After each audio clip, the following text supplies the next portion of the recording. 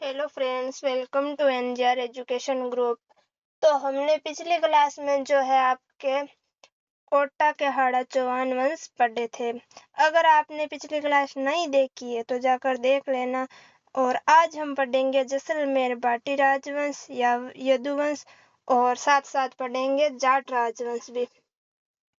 तो चलिए शुरू करते हैं। पहले पढ़ेंगे हम जैसलमेर के बाटी राजवंश। जैसलमेर व करौली के राजवंश को यादव वंश से संबंधित माना जाता है। ये जैसलमेर और करौली के जो राजवंश है इनको यादव वंश से जोड़ा गया है, इसलिए इन्हें एक दूसरे को संबंधित बताया गया है। जैसलमेर का बाटी राजवंश स्वयं को जो है आपके चंद्रवंशी यादवों से संबंधित या उनके साथ जोड़ता है अपने आप को। मान्यता है कि कहर नामक शासक ने तनोट का किला बनवाया था। दानवा शिलालेख 1176 ईस्वी में विजयराज को महाराजा की उपाधि से संबोधित किया गया था। 1157 ईस्वी के लोदरवा शिलालेख में बाटी राजाओं का उल्लेख प्राप्त होता है। विजयराज का पुत्र भोज था, जो गौरी गजनी के शासकों से लड़ते हुए वीर गति को प्राप्त हो गया था। विजयराज का पुत्र था भोज, जो गौरी या गजनी के शासकों से लड़ते हुए वीर गति को प्राप्त हो गया था।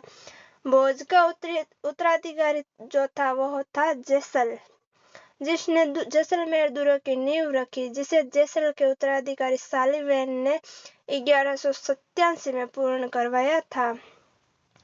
पीले पत्थरों से निर्मित जैसलमेर दुर्ग में कहीं भी चूने का प्रयोग नहीं हुआ है। जैसलमेर का जो दुर्ग है उसमें चूने का प्रयोग नहीं किया गया। जैसलमेर का किला इतिहास में ढाई साके के लिए प्रसिद्ध है। जैसलमेर के किले में जो साके हुए थे वो ढाई साके हुए थे, इसलिए जैसलमेर के किले को ढाई साके के लिए जाना गया है। पहला साका आपके हुआ था जैसलमेर के शासक मूलराज के समय, जब अलाउद्दीन खिलजी ने जैसलमेर पर आक्रमण कर दिया था। और दूसरा साका हुआ था रावलदुदा के समय, फिरोज शाह तुगलक ने आक्रमण कर दिया था। और तीसरा जो साका हुआ था वो अर्ध साका हुआ था, इसलिए आपके जैसलमेर में ढाई साके हुए थे। अर्ध साका है जो आपके राव लूणकरण के शासनकाल 1550 ईस्वी में कंधार शासक अमीर अली ने आक्रमण कर दिया था।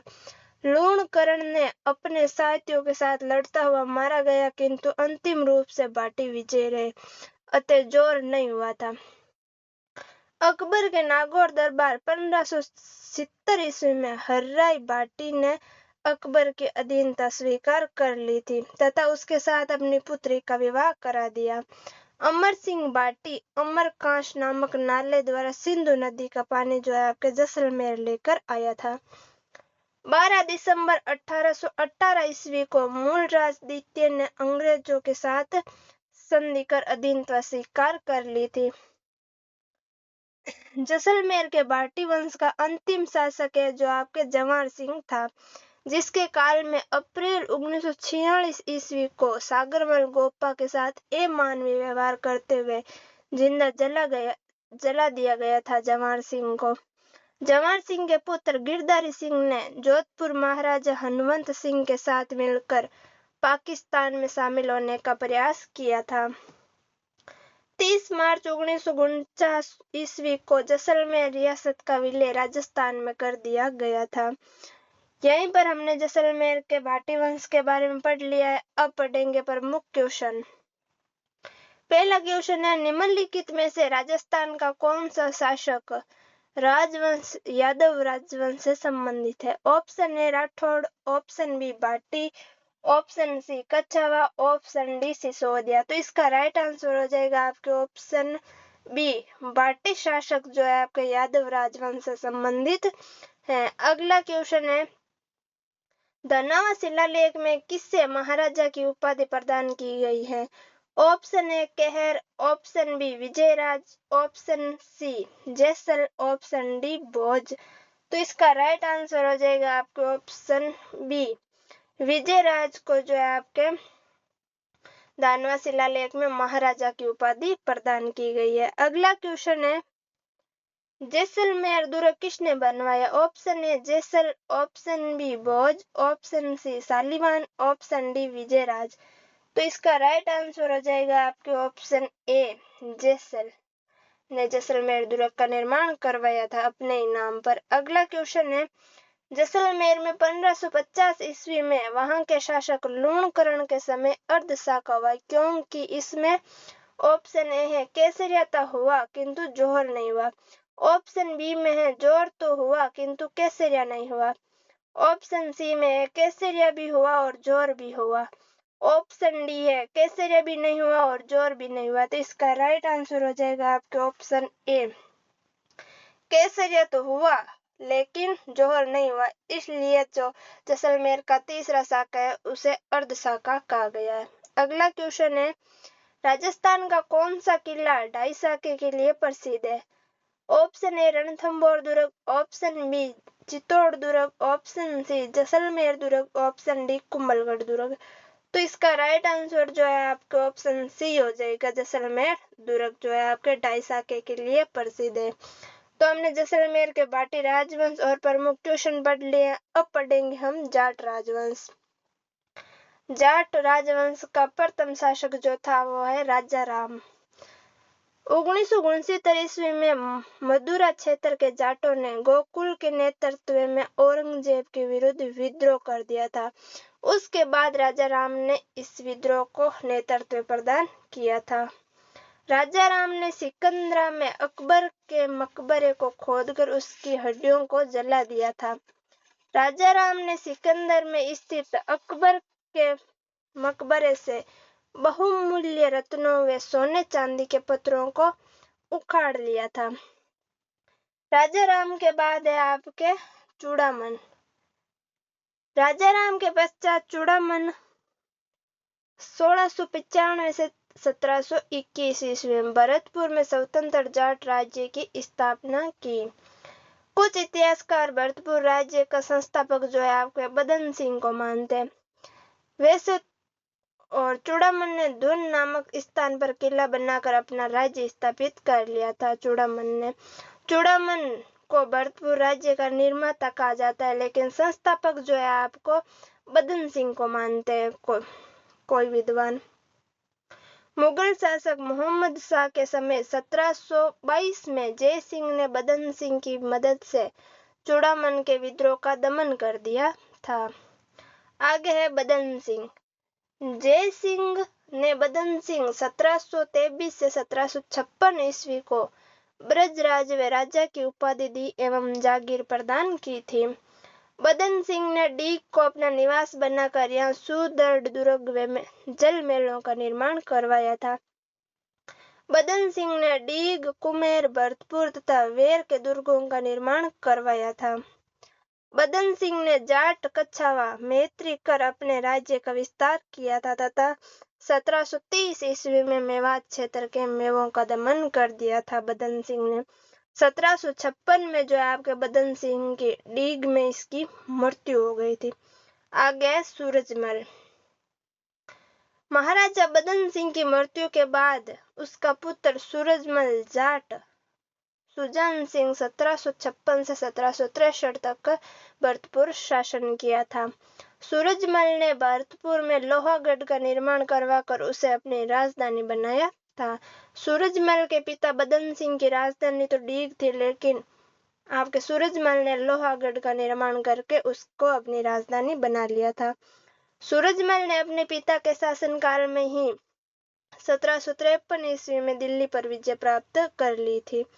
जय सिंह की मृत्यु के बाद जयपुर की गद्दी के लिए हुए उत्तराधिकारी युद्ध में 1743 से 50 ईस्वी में सूरजमल ने ईश्वरी सिंह का साथ दिया था। ईश्वरी सिंह ने सूरजमल को राजा का खिताब देने के लिए मुगल बादशाह से सिफारिश की थी। 1760 ईस्वी में सूरजमल अहमद शाह अब्दाली के विरुद्ध मराठाओं के पक्ष में लड़ने गया, मगर मराठा सेनानायक सदाशिवराव भाऊ के व्यवहार से खिन्न होकर यह भरतपुर लौट आया था। पानीपत के तड़ती युद्ध में हार 1761 के बाद मराठाओं को सूरजमल ने शरण एवं सहायता प्रदान की थी। मराठाओं को 25 दिसंबर 1763 ईस्वी में रुहेलो नजीब खान के विरुद्ध 25 दिसंबर 1763 ईस्वी में रुहेलो नजीब खान के विरुद्ध नजीब खान के विरुद्ध युद्ध में इसकी मृत्यु हो गई थी। बुद्धिमत्ता व राजनीतिक कुशलता के कारण सूरजमल को जाट जाति का प्लेटो या अफलातून कहा जाता है। सूरजमल के बारे में कालिकारंजन कानूनगो ने लिखा है कि उसमें अपनी जाति के सभी गुण, शक्ति, साहस, चतुराई, निष्ठा और कभी पराजय स्वीकार न करने वाली अदम्य भावना विद्यमान थी। सूरजमल के बाद आते हैं जवाहर सिंह। महाराजा सूरजमल के पुत्र जवाहर सिंह ने 1765 से 1768 में मल्हारराव होलकर की सहायता से रुहेला सरदार नजीबुद्दौला को 1764 ईस्वी में पराजित किया। 1766 ईस्वी में जवाहर सिंह ने होलकर को पराजित कर धौलपुर पर अधिकार कर लिया था। 1767 ईस्वी में जवाहर सिंह तथा सवाई माधो सिंह के मध्य मांडवा कामा का युद्ध हुआ था। आगे है रणजीत सिंह। रणजीत सिंह 1775 से 1805 ईस्वी में सितंबर 1803 ईस्वी में अंग्रेज सेनापति लॉर्ड लेक के साथ संधि की थी रणजीत सिंह ने। संधि के अनुसार अंग्रेजी रणजीत सिंह पर आक्रमण नहीं करेंगे तथा किसी अन्य के आक्रमण करने पर दोनों एक दूसरे की सहायता करेंगे। यह संधि हुई तब यह शर्त रखी गई थी। जनवरी 1804 में गवर्नर जनरल ने इस संधि की पुष्टि की थी। अक्टूबर 1804 ईस्वी में रणजीत सिंह ने अंग्रेजों के विरुद्ध यशवंतराय होलकर का साथ देकर इस संधि को तोड़ दिया था। अंग्रेजों ने लॉर्ड लेक के नेतृत्व में भरतपुर पर पांच बार आक्रमण किया परंतु वो जीत नहीं पाया था। अप्रैल 1805 में पुनः भरतपुर व अंग्रेजों के मध्य संधि हो गई थी। रणधीर सिंह 1805 से 1823 ईस्वी में नेपाल युद्ध, पिंडारियों के दमन व मराठों के विरुद्ध कार्यवाही में अंग्रेजों का साथ दिया था रणधीर सिंह ने। आगे है भरतपुर के परवर्ती शासक बलवंत सिंह। 1825 से 1853 ईस्वी के काल में अंग्रेजों ने पहली बार भरतपुर के लोहागढ़ किले पर अधिकार किया था। 1857 ईस्वी की क्रांति के दौरान जसवंत सिंह 1853 से 1893 ईस्वी नाबालिग था। जसवंत सिंह तथा भरतपुर का शासक पॉलिटिकल एजेंट मॉरिसन के हाथ में था। क्रांति के दौरान मॉरिसन को भरतपुर छोड़ना पड़ा था। 1879 में जसवंत सिंह ने अंग्रेजों के साथ नमक समझौता किया था। बरजिंदर सिंह 1929 से 1947 ईस्वी में भरतपुर का अंतिम शासक यह था आपके बरजिंदर सिंह। 31 जुलाई 1947 को बरजिंदर सिंह ने भारत के पक्ष में अधिमिलन पत्र पर हस्ताक्षर किए थे। अलवर व भरतपुर राज्य में मेव मुसलमानों द्वारा मेव स्थान बनाने की मांग को लेकर सांप्रदायिक तनाव उग्र हो गया था। 5 जुलाई 1947 को भरतपुर महाराजा बरजिंदर सिंह ने हिंदू मुसलमानों की प्रतिनिधि सभा का आयोजन कर कानून व्यवस्था को नियंत्रित करने का प्रयास किया था। कालांतर में बिगड़ती हुई परिस्थितियों को देखते हुए भरतपुर का प्रशासन जो आपके भारत सरकार ने अपने नियंत्रण में ले लिया था। यह थी जाट वंश के बारे में प्रमुख जानकारी। अब पढ़ेंगे प्रमुख क्वेश्चन। जाट वंश का 18वीं शताब्दी के मध्य में किन भूभागों पर आधिपत्य था? ऑप्शन ए भरतपुर और धौलपुर, ऑप्शन बी धौलपुर और करौली और ऑप्शन सी अलवर और भरतपुर, ऑप्शन डी भरतपुर और करौली। तो इसका राइट आंसर हो जाएगा आपके ऑप्शन ए भरतपुर और धौलपुर। अगला क्वेश्चन है औरंगजेब के विरुद्ध मथुरा में हुए जाट विद्रोह का नेतृत्व किसने किया? Option A Badan Singh, option B Churaman, option C Rajaram, option D Gokul. तो इसका राइट आंसर हो जाएगा आपके ऑप्शन डी गोकुल के नेतृत्व में हुआ था। अगला क्वेश्चन है निम्नलिखित को कालानुक्रमिक क्रम में व्यवस्थित करें। Number 1 Chudaman, number 2 Gokul, number 3 Rajaram, number 4 बदन सिंह। तो इसका सही क्रम देखते हैं। सर्वप्रथम जो है आपके गोकुल था नंबर 2, और उसके बाद था राजाराम, और राजाराम के बाद था चूड़ामन, और चूड़ामन के बाद आपके बचा है बदन सिंह। तो 2, 3, 1, 4 कौन से ऑप्शन में? 2, 3, 1, 4 ऑप्शन डी में। तो इसका राइट आंसर हो जाएगा आपके ऑप्शन डी। अगला क्वेश्चन है, सवाई जय सिंह ने किस जाट शासक को ब्रजराज की उपाधि प्रदान की? Option A Surajmal, option B Badan Singh, option C Churaman, option D Gokul. तो इसका राइट आंसर हो जाएगा आपके ऑप्शन बी, बदन सिंह को आपके ब्रजराज की उपाधि प्रदान की गई थी। अगला क्वेश्चन है, उस जयपुर के शासक का नाम बताइए जिसने सूरजमल जाट का नाम राजा के खिताब देने के लिए मुगल बादशाह से सिफारिश की थी। Option A Ishwari Singh, option B Pratap Singh, option C Jagat Singh, option D Madho Singh. तो इसका राइट आंसर हो जाएगा आपके ऑप्शन ए, ईश्वरी सिंह ने सिफारिश की थी राजा का खिताब देने के लिए सूरजमल को। अगला क्वेश्चन है, महाराजा सूरजमल किस राज्य के शासक थे? Option A Bikaner, option B Bharatpur, option C Tonk, option D Bharatpur. तो इसका राइट आंसर हो जाएगा आपके भरतपुर राज्य के शासक थे सूरजमल। अगला क्वेश्चन है, महाराजा सूरजमल किसके पुत्र थे? ऑप्शन ए चूड़ामन जाट के, ऑप्शन बी बदन सिंह के, ऑप्शन सी गोकुल जाट के, ऑप्शन डी राजाराम जाट के। तो इसका राइट आंसर हो जाएगा आपके ऑप्शन बी, बदन सिंह के पुत्र थे महाराजा सूरजमल, ऑप्शन बी। अगला क्वेश्चन है, महाराजा सूरजमल का अन्य नाम कौन सा था? Option A Nar Singh, option B Ranjit Singh, option C Ratan Singh, option D Sujan Singh. तो इसका राइट आंसर होगा आपके जो महाराजा सूरजमल का अन्य नाम था वो था सुजान सिंह, ऑप्शन डी।